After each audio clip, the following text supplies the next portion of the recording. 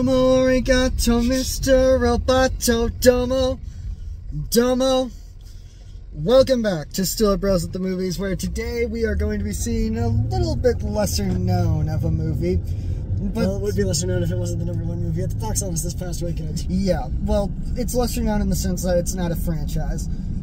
The Wild Robot. So to talk about this movie, I think we really need to talk less about the book, which we didn't really know about until they announced this movie. And we have not read it. Yeah. Supposedly there are 2 sequels, and the author really likes the fact that this movie is doing as well as it is. But the thing that we're going to talk about more about this is the director, Chris Sanders, the co-creator of Lilo and Stitch and the co-director of How to Train Your Dragon and the Croods. Yeah. I mean, I guess every director has that one. But Chris Sanders is an animation legend in a lot of ways. He has worked for Disney for a very long time before eventually switching over to DreamWorks, where he helped foster in 2 of the biggest franchises for DreamWorks in How to Train Your Dragon and the Croods. But the thing about Chris Sanders is that every one of his movies almost universally is built around the visuals. Like Lilo and Stitch, How to Train Your Dragon, those are very story-driven. But also a thing about his movies where it feels like every single time you hear a pull quote from them in a TV spot for it, it's usually talking less about the story and more about the visuals. Yes. Like, for some reason they called the Croods like an animated Avatar, which... A lot to unpack there, but we can't really say much because we've never really sat down to watch the Croods. But either way, this movie joins the pantheon of the subgenre known as Robot Learns to Love. Yes, a sort of subgenre of sci-fi which has had the highest highs of Blade Runner to the lowest lows of Bicentennial Man.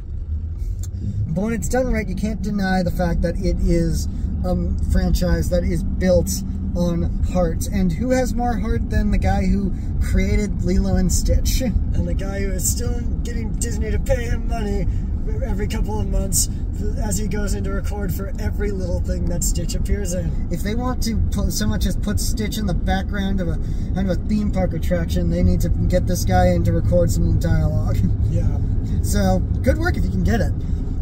But, of course, Chris Sanders isn't the only notable person attached to this movie because it's an animated movie made in America, specifically by DreamWorks Animation. They need to build the voice cast with a bunch of recognizable celebrities. Leading the charge is Lupita Nyong'o, as well as the likes of Kit Connor from Heartstopper, Pedro Pascal, and Catherine O'Hara and Mark Hamill. And yeah, pretty stacked cast. Not a weak link in the bunch. Can't say much more about that because we don't know much, because once again, the trailers are built less around the idea of the voice cast. Like the first trailer listed off the cast, but they didn't tell us which one was even voicing the robots. But it still almost feels like the thing that you're focusing on during this movie is more the animation and the story, and the celebrity voice cast is just kind of there because it's they kind of feel obligated to have something like that. Yeah, and speaking of animation, this is also kind of a landmark for DreamWorks, as it is the last movie that they will be producing at DreamWorks Animation with an entirely in-house animation staff. Going forward, they're going to be farming out to other companies, and this seems as good a time as any to once again remind you that the Animation Guild is currently in negotiations and potentially looking at a strike. Yeah, so just keep that in mind whenever you're watching something animated for the next couple of weeks. Well, pretty much constantly forever, but mainly a lot the next couple of weeks. But either way, The Wild Robot is just one of those movies that seems to be built very much on the visuals. Like, even Lupita Nyong'o has been spending most of her time on the promotional circuit talking about how she's not the lead actor so much as she is just kind of one piece of a performance. Yeah. Whereas the animators are kind of the stars of the show. And of course, we should also bring up that last year we did a full-on Studio Ghibli Hayao Miyazaki movie, and this year we're doing something that's basically one of the many attempts by American filmmakers to make their own Studio Ghibli movies influenced by Hayao Miyazaki. Because unfortunately, Studio Ghibli is not putting out a movie this year. And they probably won't for some years after this. if at all. But either way, yeah, don't have a lot to say. This is kind of a quieter movie, so it's kind of hard to talk about all the stuff that's happening in it. Yeah. I mean, we like the director. We like a lot of the people in the cast. We've heard good things. It's the #1 movie in America right as we record this. So we'll see what happens. It's honestly better than going to see Joker 2. Yeah. So, see you after the show. So, if you've ever wondered what the Iron Giant, WALL-E, and Bambi would be if they were all the same movie, this is basically it. Gee, a movie by the guy who co-created one of our favorite Disney movies of all time, featuring one of our favorite actors Pedro Pascal, with not one but 2 songs by one of our favorite singers, Maren Morris. I wonder if we were predisposed to like this. I don't know. But yeah, this was a fantastic little movie, and I really hope that they get to make those 2 sequels that Peter Brown really wants to make. And Chris Saunders also wants to make. But let's get into this. I love the animation on this. I love the painted look. I love the little lines that kind of look like pencil marks when you look in the background, and I love the way that these characters are animated like your standard DreamWorks characters, but they also are very clearly this movie's style. Once again, let's point out that TAG needs your supports more than ever right now. But this is just a beautiful film, and I really, really loved the look of it. And the fact that the animation really tells a heart-wrenching story like it does is really just the icing on the cake. Yeah.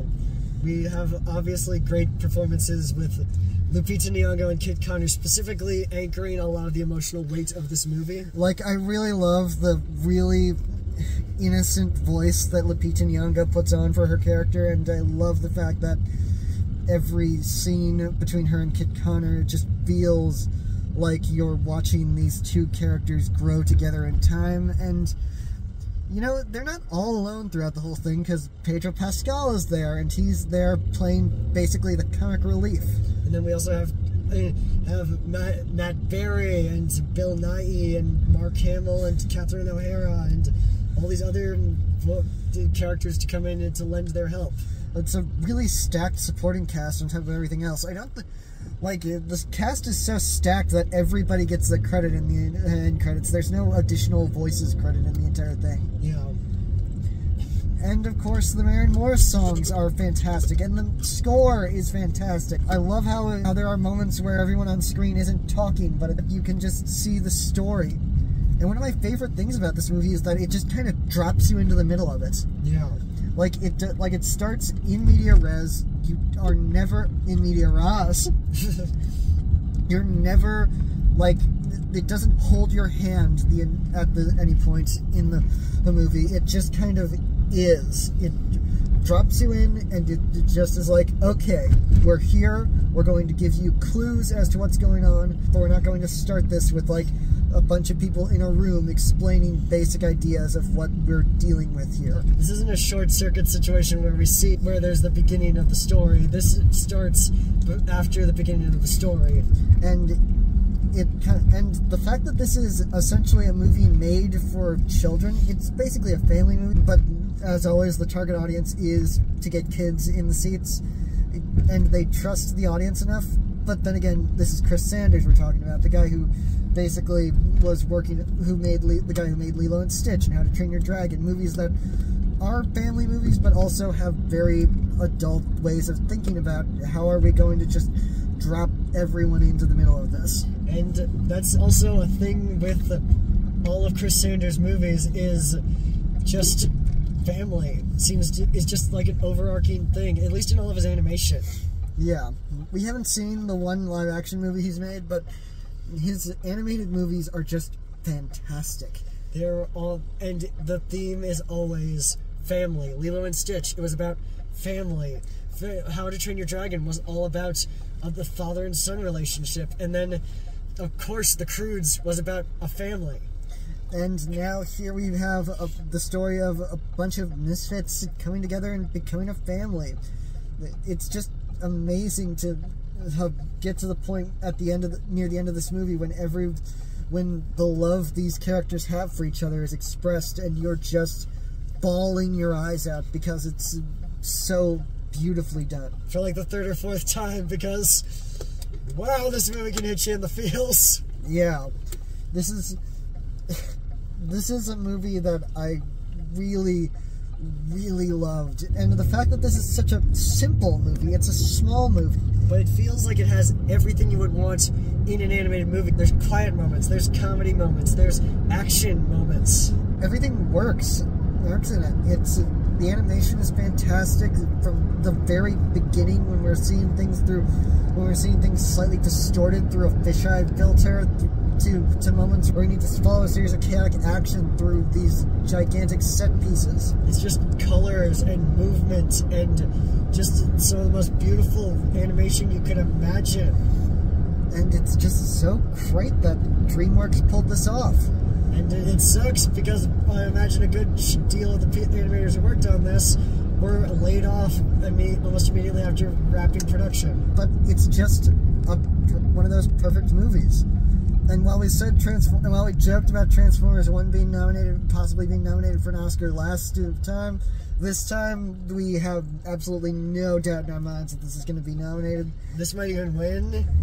But then again, Inside Out 2 is probably going to be stiff competition. But I haven't seen Chris Saunders' movie I haven't liked, so I haven't hated, so I'm glad to know that I could go into this maybe a little skeptical because I wasn't 100% sure on what this was going to be, but I love Chris Saunders. He's one of my favorite directors working in animation today, and I can't wait for his next project. Yeah, and I can't wait to see what happens next.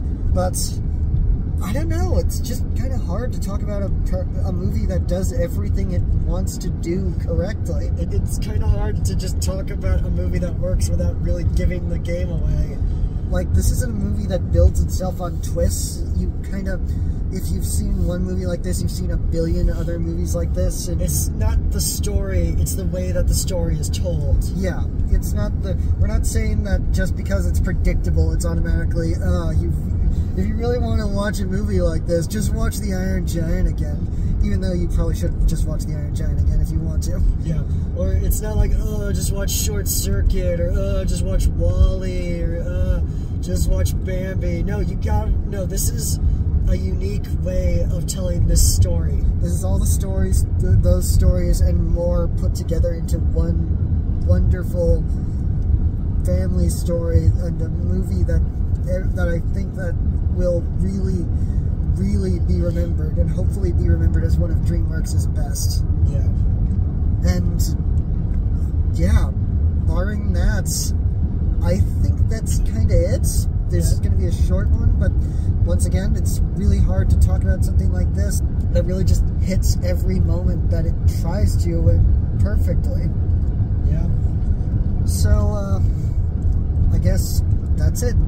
Be sure to like this video, subscribe to this channel, and don't forget to tune in next time when, live from New York, it's Saturday night! Bye.